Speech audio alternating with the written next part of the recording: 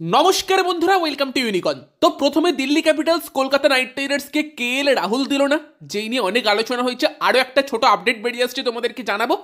তার পাশাপাশি কলকাতা নাইট রাইডার্সের আরও একটা ক্যাপ্টেন্সি টার্গেট নীতিশ রানা, তাকেও তুলে নিল। না কলকাতা রাহুলকে পেল, না নীতিশ রানাকে পেল।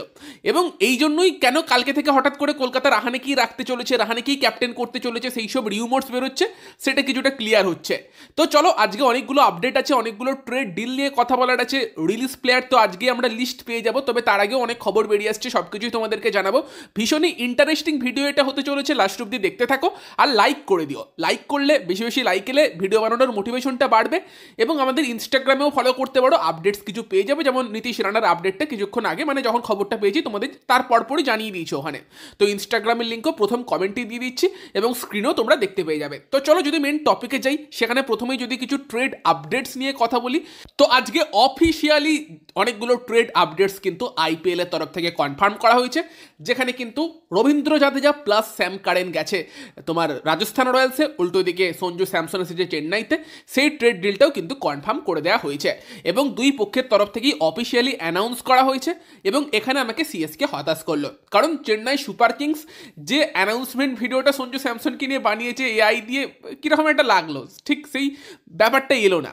কিন্তু উল্টো দিকে রাজস্থান রয়্যালস রবীন্দ্র জাদেজাকে নিয়ে যে ভিডিওটা বানিয়েছে, তারা লিটারেলি কুক করে দিয়েছে। টপ ক্লাস কিন্তু অ্যানাউন্সমেন্ট ভিডিও রাজস্থান বানিয়েছে। এই জায়গাতে চেন্নাই বেটার করতে পারতো। চেন্নাই মার্কেটে ভালো কাজ করছে, তারা কিন্তু অকশনের আগেই তাদের টিমের অনেকগুলো সমস্যা মিটিয়ে নেবার চেষ্টা করছে। যদিও জাদেজাকে ডেফিনেটলি চেন্নাই মিস করবে, জাদেজাও চেন্নাইয়ের লেজেন্ড, বাট সেখানে কিন্তু তারা সেই জায়গাতে কাকে দিয়ে তাকে রিপ্লেস করে সেই দিকে নজর থাকবে। বাট এই ডিলটা কিন্তু অফিসিয়ালি ডান হয়ে গিয়েছে।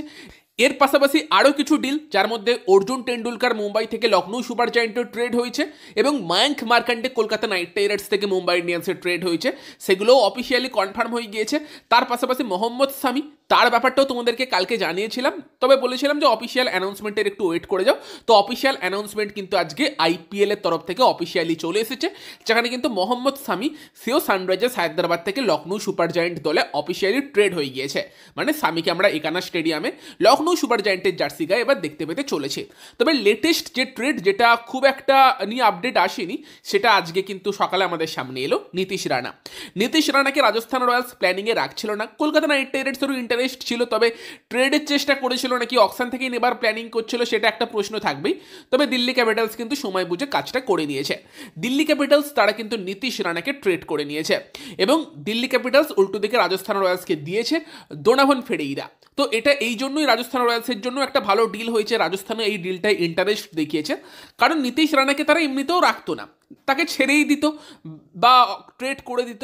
এবং সেই জায়গাতে আমরা দিল্লি ক্যাপিটালসের কালকে একটা লাইন আপ নিয়ে আলোচনা করছিলাম, যেখানে আমরা দেখছিলাম টপ থ্রিতে ব্যাট করার মতো একটা ব্যাটসম্যান লাগবে। 4 নম্বরে আমরা করুণ নায়ারকে রেখেছিলাম। এবার নীতিশ রানা আসা মানে করুণ নায়ারের উপর তাদের যদি সেই ভরসাটা না থাকে, 4 নম্বরে তারা নীতিশ রানাকে ইউজ করতে পারবে, অথবা নীতিশ রানাকে তিনিও ইউজ করতে পারে। অপশন অনেকগুলো খুলে যাবে।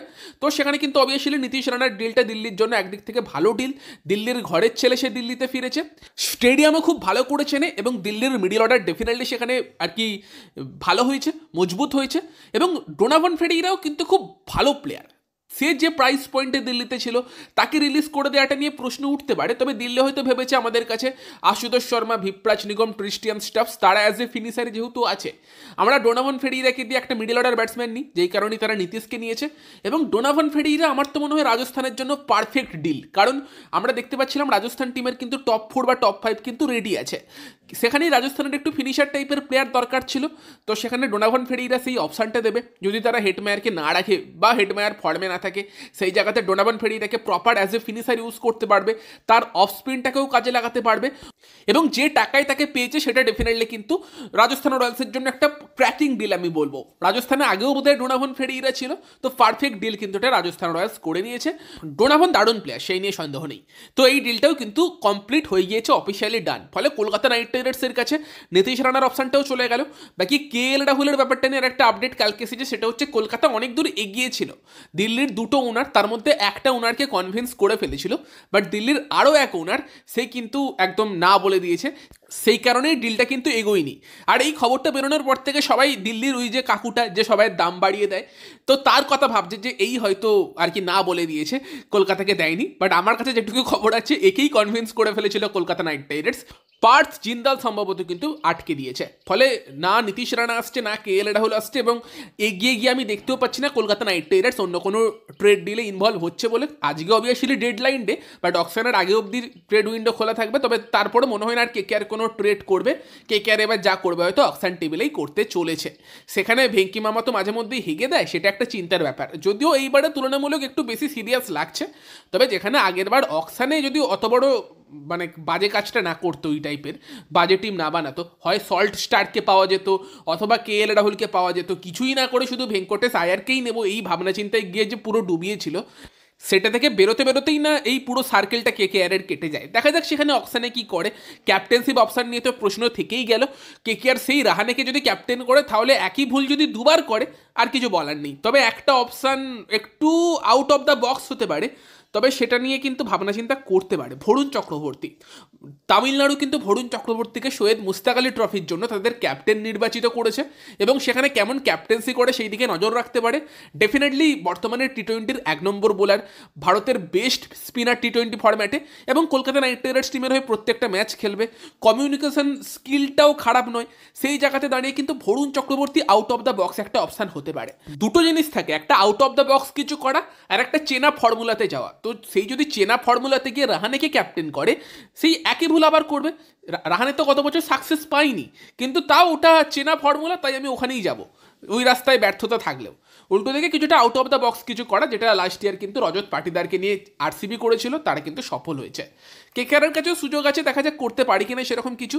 যদিও রাহানে ক্যাপ্টেন হবে থাকবে এটা কিন্তু ক্রিকবাজ রিপোর্ট করেছে, এবং ক্রিকবাজের বেশ কিছু রিপোর্ট ভুলও হয়েছে। আশা করি এটাও ভুল হয়ে যাক, কারণ প্লেয়ার হিসেবে রাহানেকে রেখে দিই, as a proper opening batsman খারাপ হবে না, বাট ক্যাপ্টেন্সিটা ঠিক সেই ব্যাপারটা ছিল না গত বছর। বাকি আর কিছু রিলিজ বিষয় নিয়ে যদি আমরা আলোচনা করি, সেখানে আগেই তোমরা হয়তো খবর পেয়ে গেছো, আগেই জানিয়েছিলাম রাচিন রবীন্দ্র এবং দেভন কনওয়ে তাদেরকে কিন্তু CSK অফিসিয়ালি রিলিজ করবে আজকে। এবং তারই পাশাপাশি কিন্তু RCB লিয়াম লিভিংস্টোনকে রিলিজ করতে চলেছে, যে কিন্তু বেশ কিছু টিমের জন্য ভালো অপশান হতে পারে। লিয়াম লিভিংস্টোনের দিকে কিন্তু অকশানে নজর রাখতে হবে। তবে সব থেকে ইন্টারেস্টিং হবে লখনৌ সুপার জায়েন্ট কোন প্লেয়ারদের রিলিজ করে সেটার দিকে নজর রাখা। তো লখনৌ সুপার জায়েন্ট নিয়ে একটা যে নতুন খবর বেরিয়ে আসছে, সেটা হচ্ছে মায়াঙ্ক যাদবকে তারা কিন্তু লাস্ট অব্দি তোমার রেখে দিতে পারে, কারণ মায়াঙ্ক মোটামুটি ডিসেম্বরে ফিট হয়ে খেলায় ফেরার কথা, এবং যেহেতু তারা এখন মোহাম্মদ সামিকে পেয়ে গিয়েছে, তারা সেই রিস্কটা নিতে চাইছে না, তারা কিন্তু আকাশদীপকে ছেড়ে দিতে চলেছে বলে খবর বেরিয়ে আসছে। এবং তার পাশাপাশি ডেভিড মিলারকে ছাড়বে, কিন্তু রবি বিষ্ণুই, যাকে নিয়ে পার্সোনালি আমার মনে হয়েছিল তোমার লখনৌ ছাড়বে না, বাট ESPN-এর মতো জায়গা থেকেও কিন্তু রিপোর্ট করা হচ্ছে যে লখনৌ সুপার জায়েন্ট কিন্তু রবি বিষ্ণুইকে ছাড়তে চলেছে। বিষ্ণুইকে ছেড়ে দিলে সেটা কিন্তু একটা দেখার বিষয় হবে যে অকশানে কোন টিম কিভাবে রবি বিষ্ণুইকে অ্যাপ্রোচ করছে। বাকি গ্লেন ম্যাক্সওয়েলকে সম্ভবত আজকে আমরা রিলিজ হতেই দেখতে চলেছি। ট্রেড হবে কি সেই নিয়ে কোনো এখনো আপডেট নেই।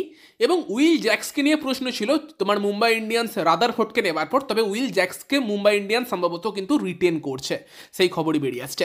তো গাইস, এই আপডেটগুলোই এই ভিডিওতে দেবার ছিল। ভালো লাগলে লাইক করে দিও, শেয়ার করে দিও, আমাদের চ্যানেলে প্রথমবার এলে আমাদের চ্যানেলটিকে সাবস্ক্রাইব করে তার পাশের বেল আইকনটাকে অন করে দিও। তো চলো গাইস, এই ভিডিওতে এই পর্যন্তই, বাই বাই।